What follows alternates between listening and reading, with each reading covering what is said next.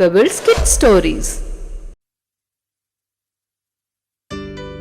Once upon a time, there lived a rich man with his beautiful young daughter, who was very kind, loving, and gentle in nature. The rich man's wife died, and so he married another woman who had two daughters, Agatha and Alyssa. They were also cruel to the little girl and ill-treated her. You will clean the house, sweep the place, and keep it clean. Is that clear to you? The poor little girl had to do all the hard work from morning till night. As she always looked dusty and dirty, they named her Cinderella. Just see how pretty our well-dressed girl is now. One day, the king sent invitations to everyone in the kingdom to a wonderful ball at the palace. Every girl was invited to meet the prince. He was to dance with all the young girls, and then it was hoped he would choose a bride for himself. On the day of the ball, Cinderella, come here. Quickly help us get ready for the ball. Cinderella helped them choose the prettiest dresses for the party. When they were ready, Mother, can I also come with you to the party? Please? Why, Cinderella? You have no clothes and are covered with tattoos and dirt. We would be only ashamed of you. as no one was at home, Cinderella started to cry. Oh, how I wish I could go for the ball. If only I had a fairy godmother who could make my wishes come true. There appeared a prim, grey-haired lady carrying a magic wand. Why are you crying, my child? Who are you? I am your fairy godmother. I want to go to the king's party, but my stepmother would not allow me.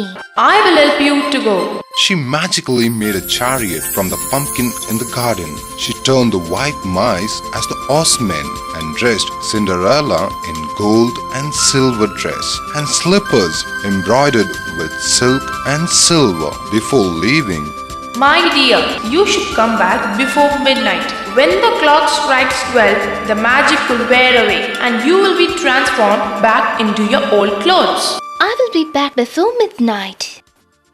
in the ball, the prince was not happy with the girls present there until he saw Cinderella. He took her by the hand and danced the whole night. Cinderella danced happily with the prince, and they fell in love, and they didn't realize time passed by. Suddenly, the clock struck 12. And Cinderella was shocked to see the time. She fled away from the prince and ran away from the palace, leaving behind one of her glass slipper. The prince became very sad. Next day, he set out with his soldiers, searching for the princess. He visited every house in the kingdom that had young maidens, but it did not fit any girl. At last, they came to Cinderella's house. Here, let me try. Oh, it's so small. No, it's not fitting. Let the other maiden try. Oh, come on, keep trying. Oh, it's too big for me. Try to push your legs in. Is there anyone else in your home? Oh no, we don't have anyone else. Cinderella was there, peeping through the curtains. I would like to try, if I may. Cinderella wore the glass slipper, and a slender foot slid into it easily, and it fitted her perfectly. She took out the other glass slipper from her pocket and wore it. The prince also recognized Cinderella. I feared I would never find you. Will you marry me? Cinderella accepted at once. A grand wedding took place in the palace. The young couple lived happily ever after.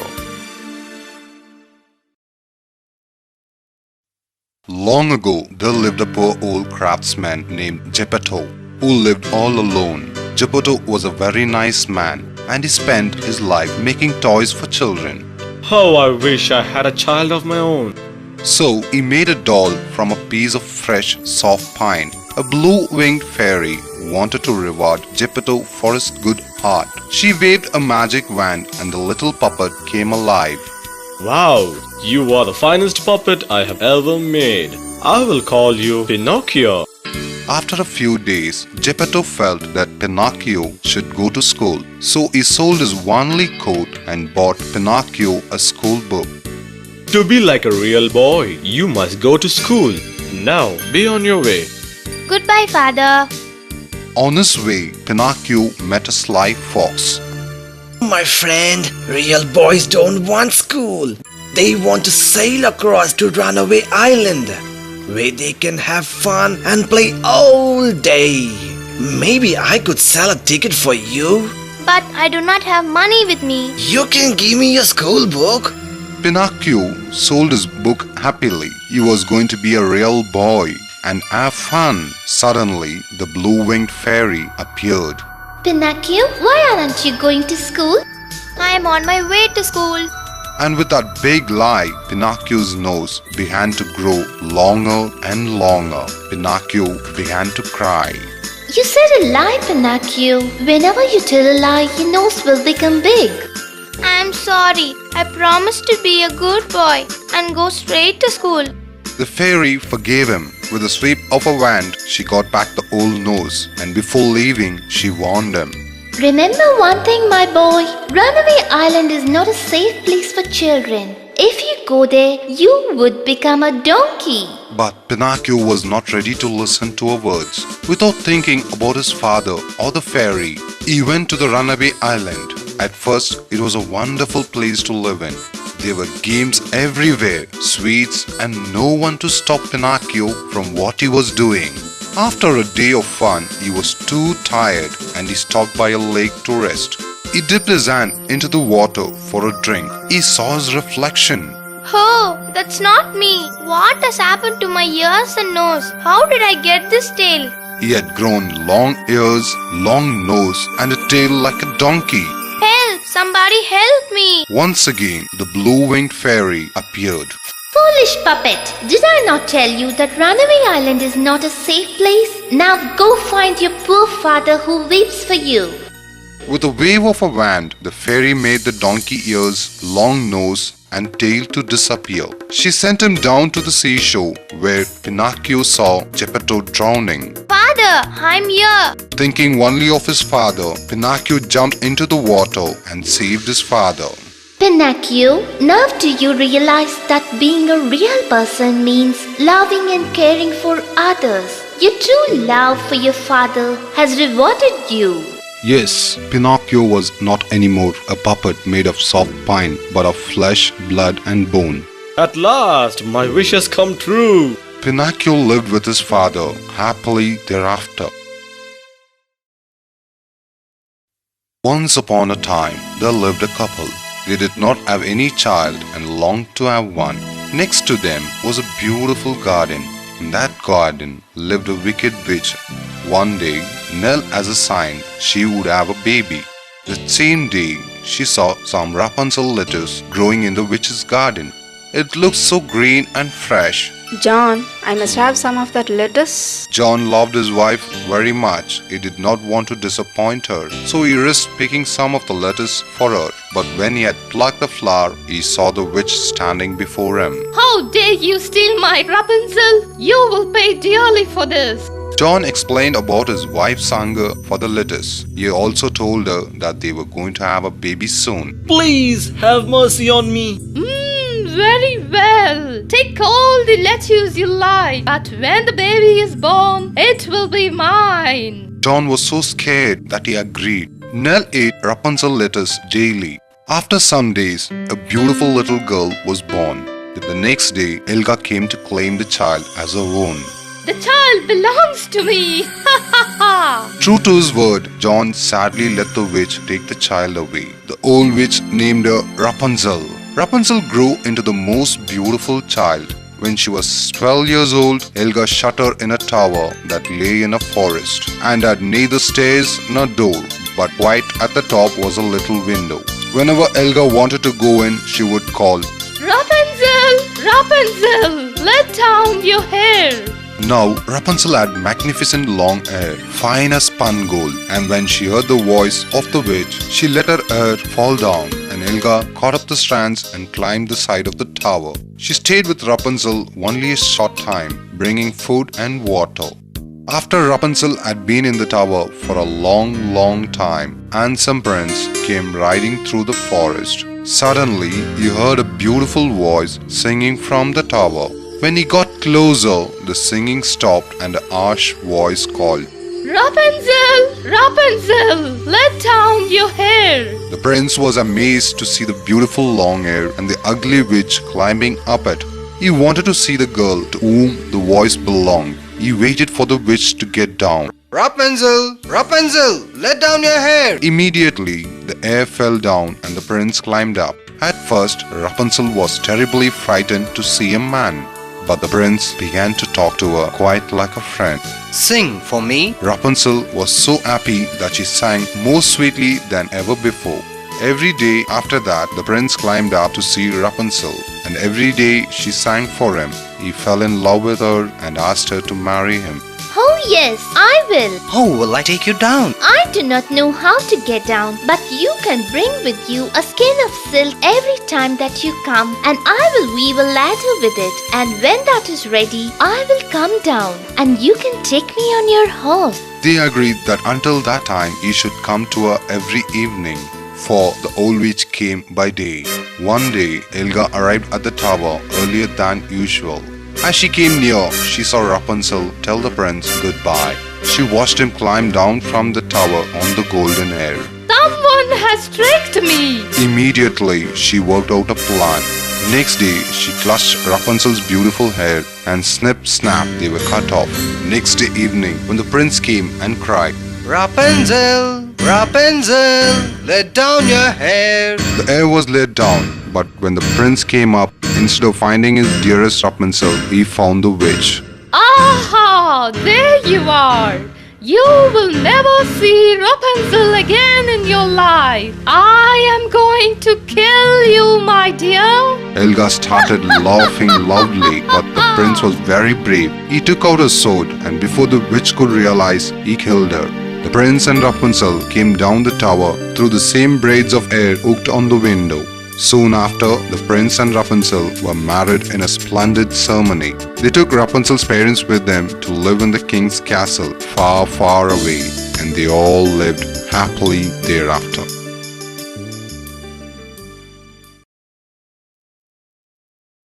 Long ago, a noble king ruled a distant land. They were very happy when their baby daughter was born. They named the little girl Rosand. We will have a grand celebration in our kingdom. We will invite everyone in the kingdom. Now there were 13 fairies all together in the land, but the king invited only 12 fairies. They forgot about the 13th. On the day of the feast, all the fairies gathered around and each made a magic wish. The princess shall be beautiful. She shall be loving and kind. And so they went on. Just as the 12th fairy was about to make a wish, in came the 13th fairy. You have insulted me, so you should suffer. Here is my gift for your beautiful child. When the princess turns 16 years old, she will prick her finger on a spindle and she will die. Whole kingdom became sad. Oh, my poor baby. I cannot change all of the wicked fairies' powerful magic. The princess will prick her finger, but she will not die. She will fall asleep until a prince with true love will find her. The king and the queen thanked the fairy for her kindness. Gods, there should be no needle or spinning wheel in this kingdom. So every spinning wheel and spindle in the land was burned. Years passed by and Rosand grew up to be a wonderful girl. Just as the fairies had promised, she was very beautiful, gentle and clever. On her 16th birthday, Rosand was exploring the castle when she came to a little room at the top of a tall tower. And in that room was an old woman sitting by a spinning wheel. What are you doing? I am spinning, my child. Would you like to try? I have never seen such a thing before. Please let me try. As soon as she touched the spindle, the sharp point pricked her finger and she fell asleep. The old woman was actually the wicked fairy, Modra. An edge of wild roses grew up around the castle. 100 years passed by. One day, Prince Evan from the neighboring land. He wanted to see what was there in the tower, so he lifted his sword to cut away the edge. But as soon as the sword touched the branch, a path opened up in front of him. He entered the castle and found that people were sleeping. At last, he entered a little room at the end of a tall tower and saw the sleeping princess. What a beauty! I have never seen anyone so beautiful. He bent down and kissed her cheek. Then the spell was broken and Rosand opened her eyes. What happened? Who are you? I am Prince Evan. I come from the nearby land. King and the queen were very happy to see their daughter. You have broken the wicked witch's spell. And the king went on to narrate the old story to the prince. And only a prince with true love could break the spell. My dear Rosamond, you have found the true love. Rosand and Evan got married soon after. All the fairies came to bless the young couple. There was again another grand feast in the kingdom.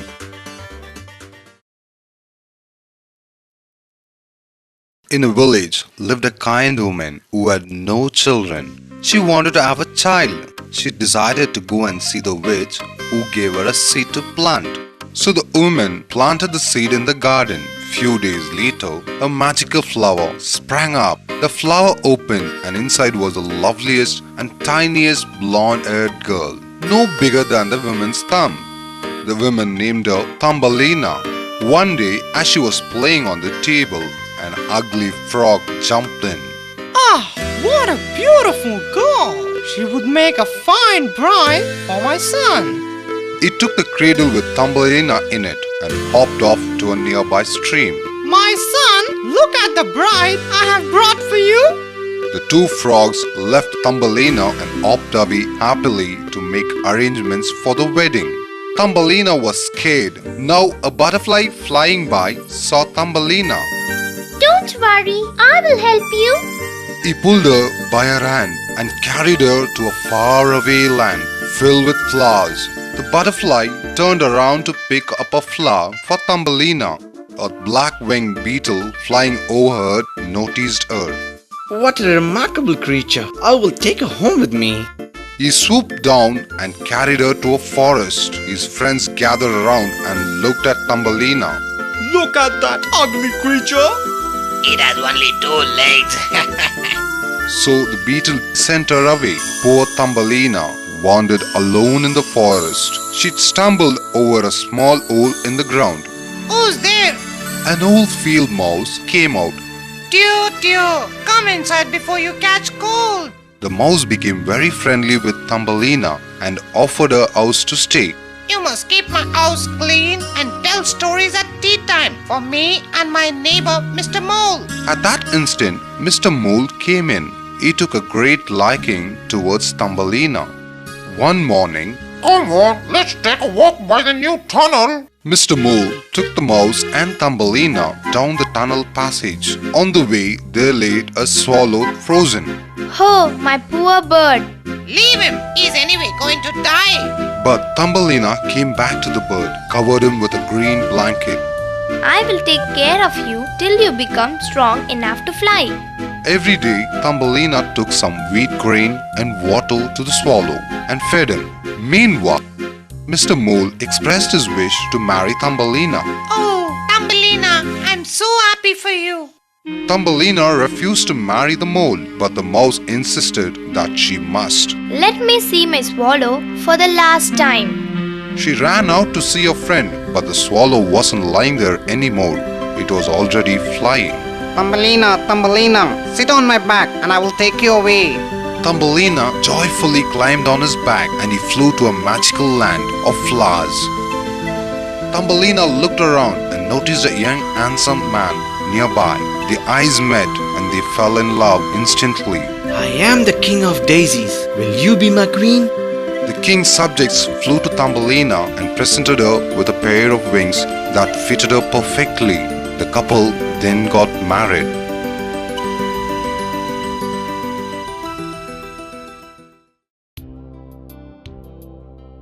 In a faraway country lived a poor merchant with his 3 lovely daughters, Bliss, Blossom and Beauty. The merchant loved his daughters, but his favorite was Beauty. One day, the merchant went on a long journey to the next country. He promised to bring back gifts for his daughters.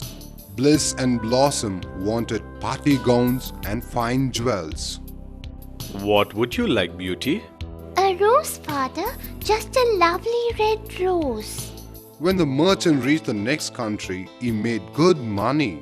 He bought everything his two daughters had asked for, but he could not find a red rose. He rode sadly home. Suddenly a storm blew up, and in the distance he saw a palace and went inside it. He could not find anyone, but he found a wonderful meal and a soft, warm bed. He fell asleep. Next day morning, as he was exploring the palace, he saw a lovely rose bush. He broke the stem of a flower, and a huge beast appeared before him. You thief! How dare you touch my roses? For this, I must put you in the dungeon. Oh no! Please, monster! Forgive me. I took this for my daughter. Let me visit my daughters for the last time. Touched by the merchant's love for his family, the beast let him go.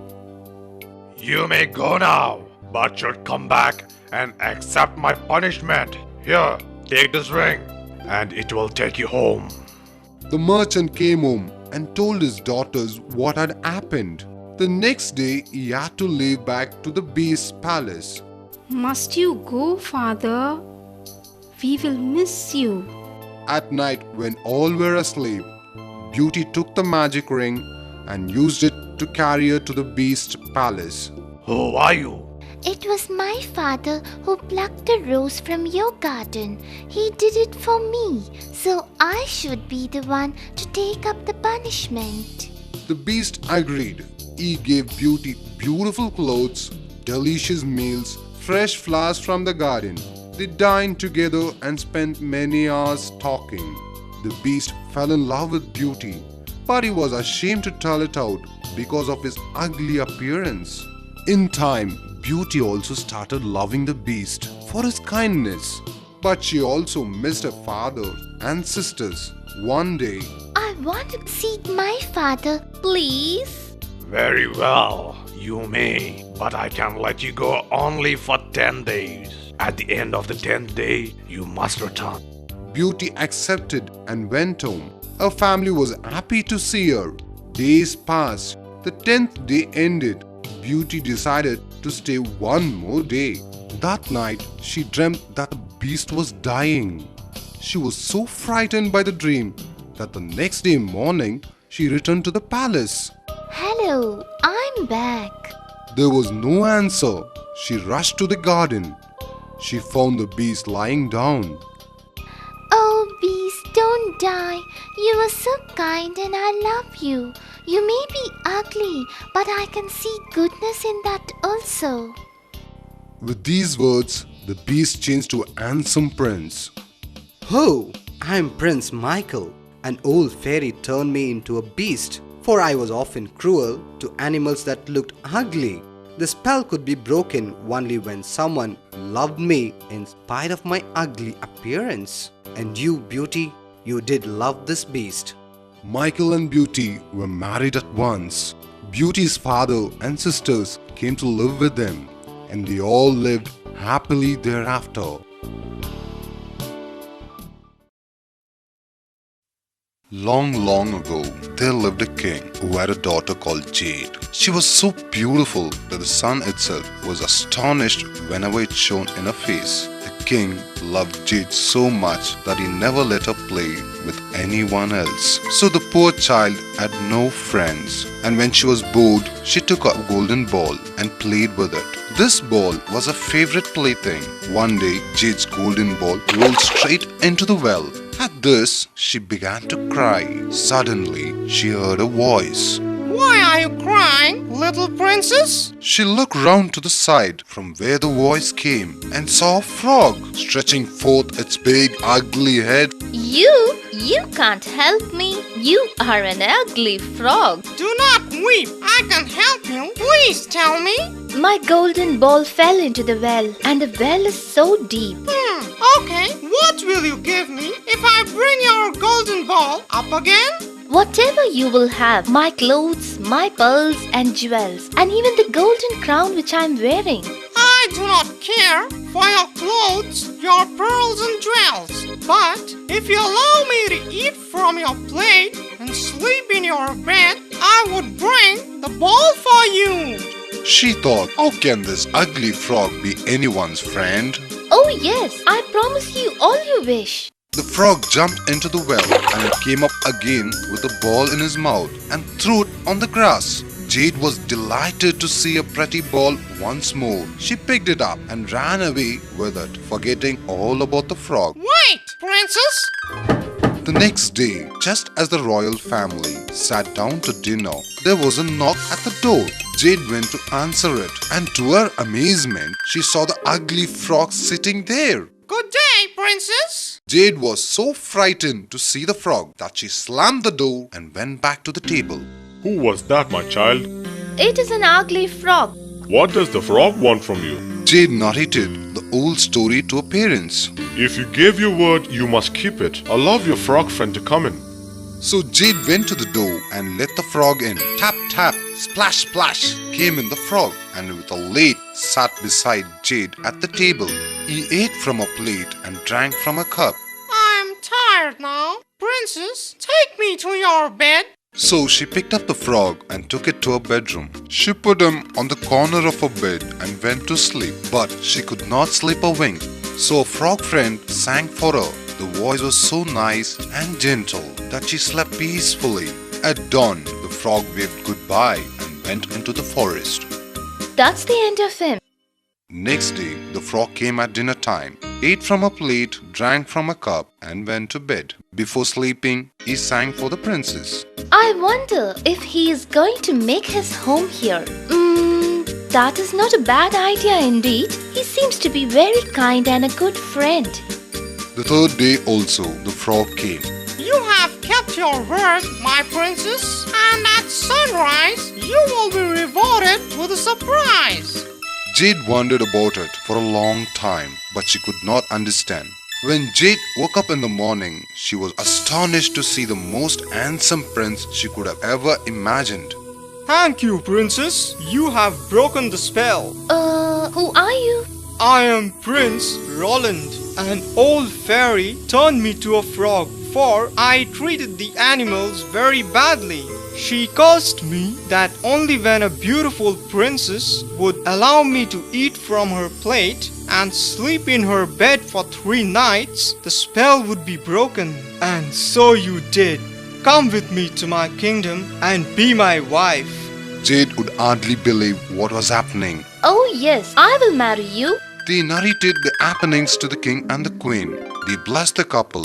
From that day onwards, Jade was very careful to treat the animals with love and kind.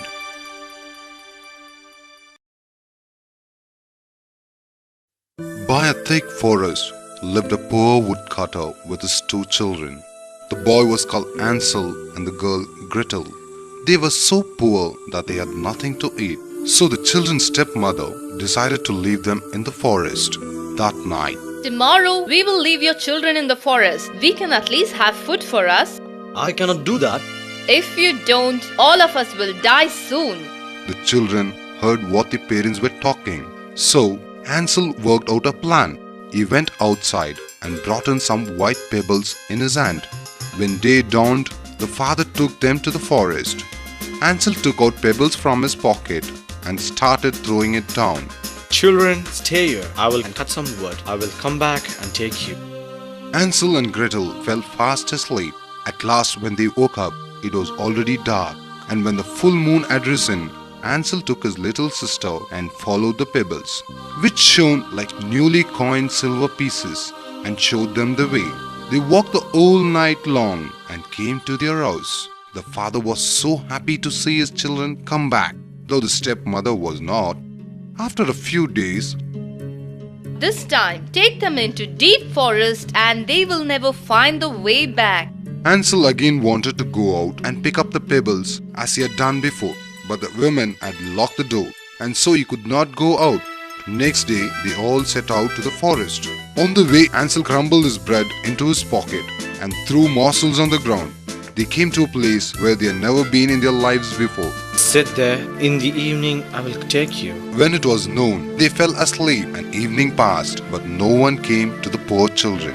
They did not wake up until it was dark and the moon was shining. Don't worry, Gretel. We can find a way out. When they set out, they found no crumbs, for the birds in the woods had picked them all up. They walked through the forest. They were very hungry and so weary. Suddenly, they got a delicious baking smell. They followed it until they reached a little house. The house was built of bread and covered with cakes, and the windows were of clear sugar. The children were very happy. When they started nibbling at the food, the door opened suddenly, and a woman came creeping out. Oh, you dear children, come in. She led them into a little house. Then good food was set before them, and after food they went to sleep. Little did they know she was in reality a wicked witch who lay in wait for children and had only built a house of bread in order to bring them there. When a child fell into her power, she killed them. Next day, when Gretel woke up, she was alone. Get up, lazy thing. Cook something good for your brother. He is to be made fat. When he is fat, I will eat him. Where is my brother? Ah, I have locked him in the down room. I should do something to save my brother.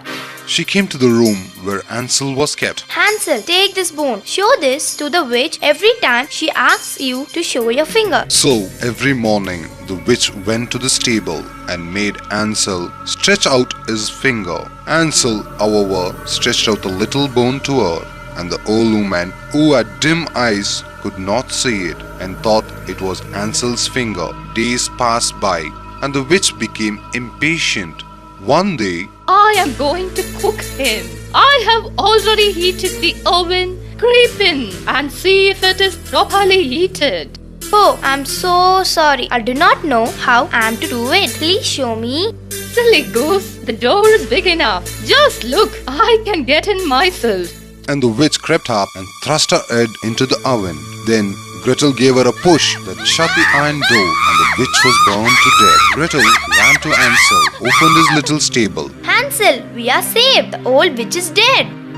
They went into the witch's room. They stood chests full of pearls and jewels. They took whatever could be gotten and set off to get out of the forest. The forest seemed to be more and more familiar to them, and at length they saw from afar their father's house. Then they began to run, rushed into their house, and threw themselves round their father's neck. Oh, my children, I missed you so much. We too missed you, Father. The children gave the precious stones. The father was so delighted, and they lived happily together. In the darkest, deepest part of the ocean lived an old sea king with his mermaid daughter, Melody. Melody was a beautiful girl with a sweet voice. No one could resist Melody's singing.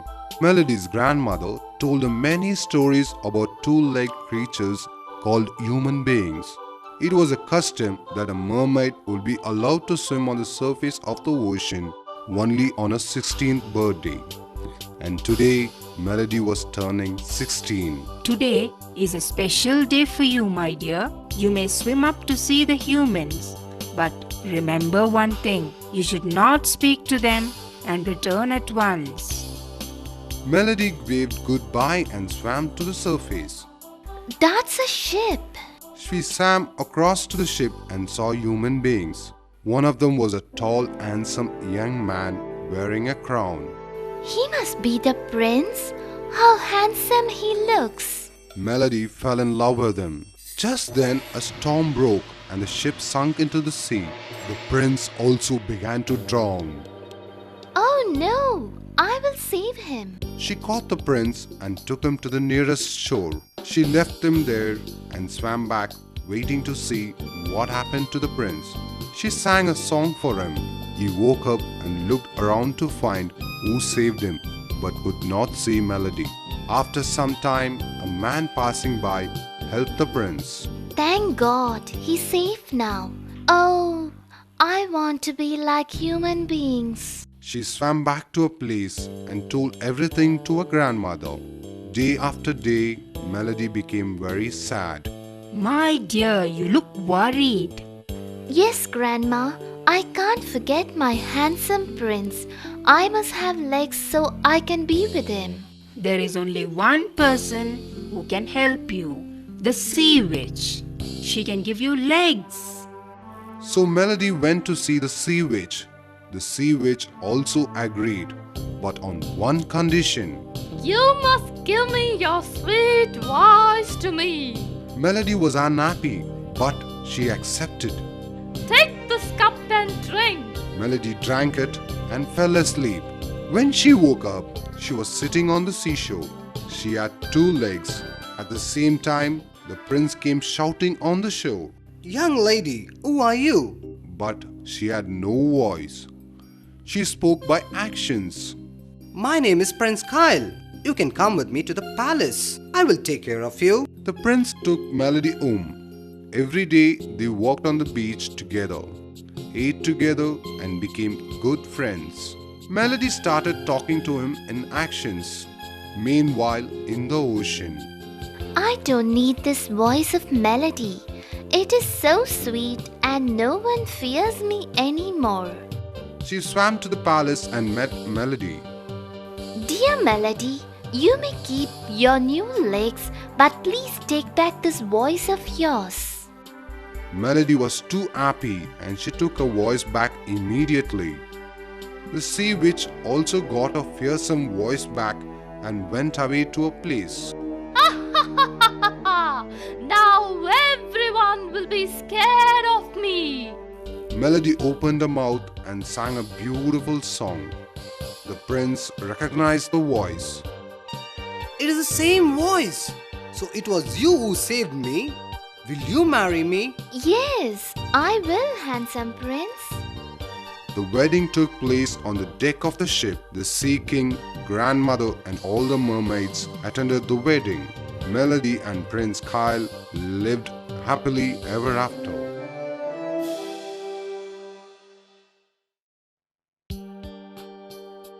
Once upon a time, there was a lovely young princess whose skin was pale that she was called Snow White. Snow White had a wicked stepmother, Queen Elsa, who treated her very cruelly. The queen had a magic mirror and every day she would ask the mirror, Mirror, mirror on the wall, tell me who is the fairest of all. You are indeed cruel. You are indeed mean. And Snow White is now the fairest, my queen. The queen was so angry that she banished Snow White to the forest. Deep in the woods, Snow White was left alone. She was hungry, tired, frightened and lost. At a distance, she saw a cottage. She went inside. Good food was set on the table. 7 plates and 7 forks were kept. Oh, I'm hungry. Let me eat first. She had the food and in the next room, she found 7 little beds all in a row. She was so tired that she stretched across all the 7 beds and fell soundly asleep.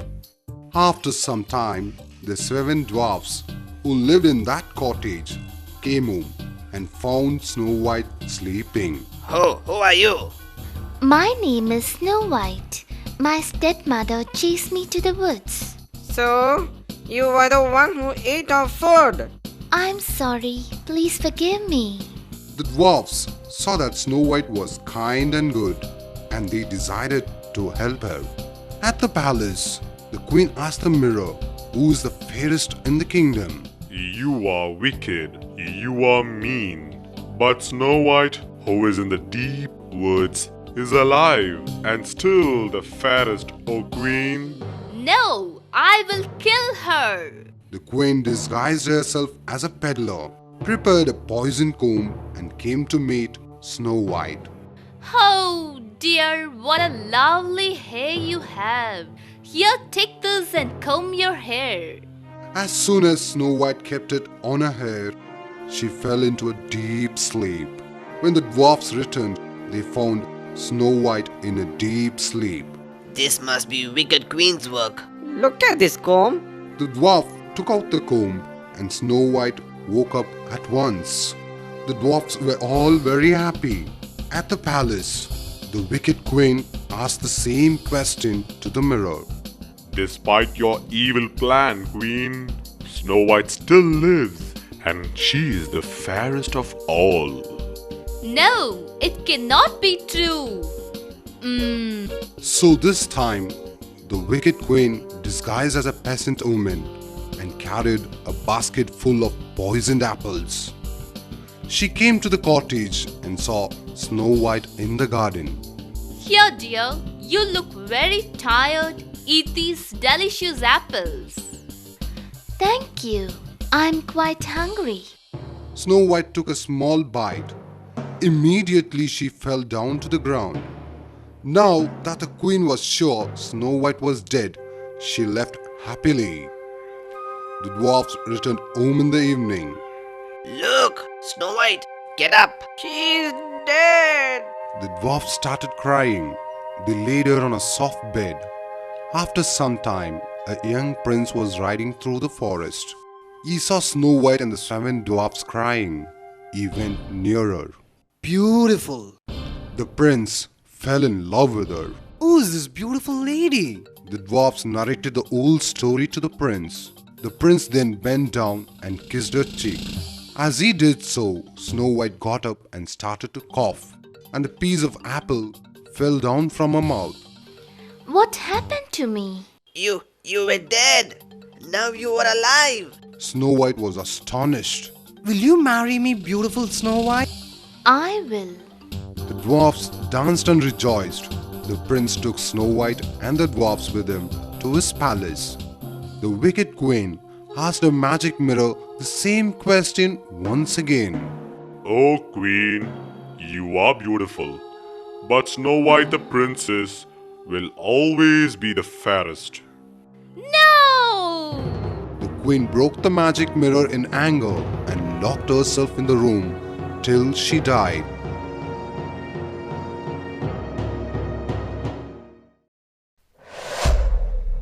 Pebbles Kid Stories.